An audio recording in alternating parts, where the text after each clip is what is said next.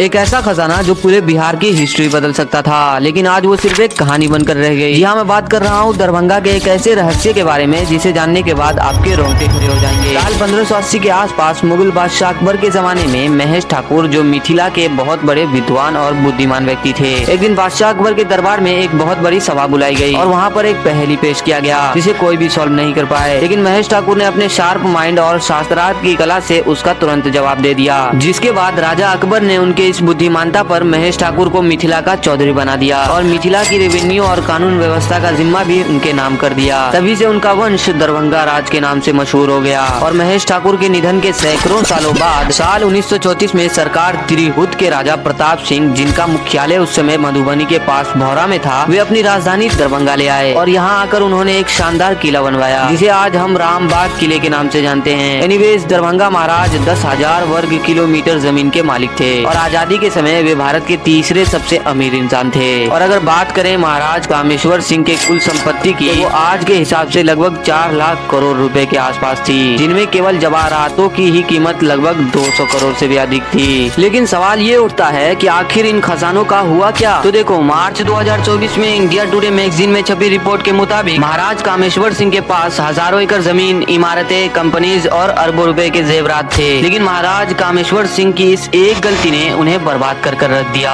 और वो ये थी कि उन्होंने अपनी संपत्ति का वारिस एक ट्रस्ट को बना दिया, जिनकी देखरेख की जिम्मेदारी 3 लोगों को दी गई। एक महाराज कामेश्वर सिंह के बहनोई और 2 बाहर के लोग थे। लेकिन महाराज कामेश्वर सिंह के बनाए गए ट्रस्टों ने मिलकर सब कुछ हड़प लिया और बहुत ही कम दामों में सारी चीजें बेच दी। और महाराज कामेश्वर सिंह के नाम पे आज सिर्फ हमें उनकी बनाई गई इमारतें देखने को मिलती है, जो आज भी हमारे दरभंगा में स्थित है।